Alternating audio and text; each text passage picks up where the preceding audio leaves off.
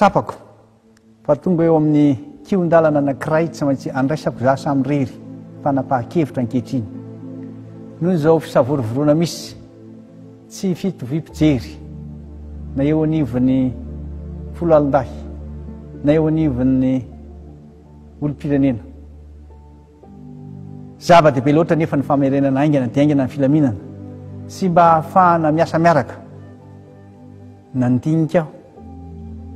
na makafaka lalina ny toe-javatra misy eto Madagasikara ankehitriny tiatsika loatra ty firenena malalalantsika ity ary samy malagasika menakavy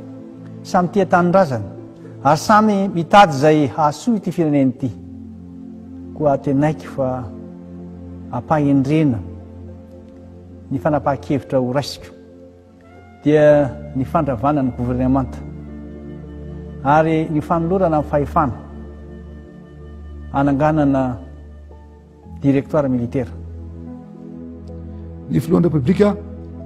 dia mamoaka ampanakery izao itsy volana izao. Andininy voalohany atolotra directoire miaramila tarihan'izay zokiny indrindra eo amin'ny laharam-boninahitra ambony indrindra ny fahefanafeny izy ny filohan'izany.